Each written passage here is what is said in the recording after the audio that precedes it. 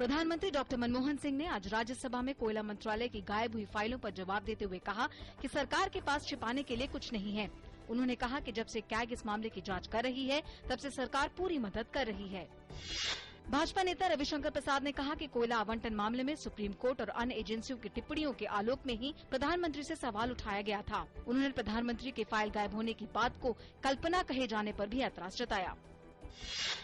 CPM नेता सीताराम येचुरी ने कहा है कि उनकी पार्टी जानना चाहती है कि कोयला आवंटन से संबंधित गुम हुई फाइलों को लेकर प्रधानमंत्री और सरकार ने अभी तक क्या कार्यवाही की है।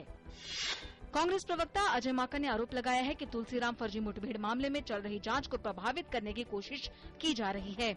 उन्होंने एक स्टिंग ऑपरेशन का हवाला देते हुए कहा कि कांग्रेस इस मामले की सीबीआई जांच के साथ मुख्यमंत्री नरेंद्र मोदी के इस्तीफे की भी मांग करती है। नरेंद्र मोदी सरकार के साथ अपने विवादों को और आगे बढ़ाते हुए गुजरात के राज्यपाल कमला बेनीवाल ने विधानसभा द्वारा पारित गुजरात लोकायुक्त आयोग बिल 2013 को आज वापस लौटाया। सूत्रों के अनुसार राज्यपाल ने बिल के सभी नए प्रावधानों की समीक्षा करने का सुझाव दिया है। कांग्रेस नेता राजीव शुक्ला ने गुजरात लोकायुक्त मामले के संबंध में कहा कि प्रधानमंत्री और मुख्यमंत्री के लिए नियम अलग अलग नहीं हो सकते। उन्होंने ये भी कहा कि राज्यपाल ने जो भी फैसला लिया है वह सोच समझकर ही लिया है और ऐसे में उस पर कुछ भी कहना ठीक नहीं है। संसद के दोनों सदनों में आज कोल ब्लॉक आवंटन की गायब हुई फाइलों के मुद्दे पर भारी हंगामा हुआ और दोनों सदनों की कार्यवाही बाधित हुई। लोकसभा और राज्यसभा की कार्यवाही को दिन भर के लिए करना पड़ा स्थगित।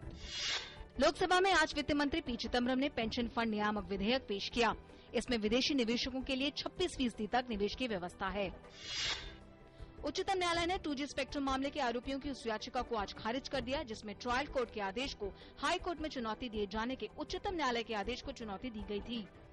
उच्चतम न्यायालय ने कहा कि उसके 2 आदेश व्यापक लोकहित में हैं और इससे मामले की जल्द सुनवाई को बल मिलेगा। माइक्रोसॉफ्ट ने नोकिया के हेटमेट बिजनेस को खरीद लिया है। नोकिया द्वारा जारी एक रिलीज में कहा गया कि माइक्रोसॉफ्ट इसके उत्पादों और सेवाओं के लिए करीब 7.2 अरब अमेरिकी डॉलर यानी करीब 4700 करोड़ रुपए अदा करेगी। दोनों कंपनियों के बीच आज इस बारे में समझौता हुआ। बिहार और उत्तर प्रदेश में बाढ़ की स्थिति और गंभीर हो गई है। बिहार के कई हिस्सों में गंगा के जल स्तर में लगातार हो रही वृद्धि से राज्य के कई गांवों में पानी घुस गया है। 20 जिलों के करीब 54 लाख लोग बाढ़ से प्रभावित हो गए हैं। गोरखालैंड संयुक्त कार्य समिति के एक 5 सदस्यीय दल ने आज दार्जिलिंग से सांसद जसवंत सिंह की अगुवाई में गृह मंत्री सुशील कुमार शिंदे से की मुलाकात।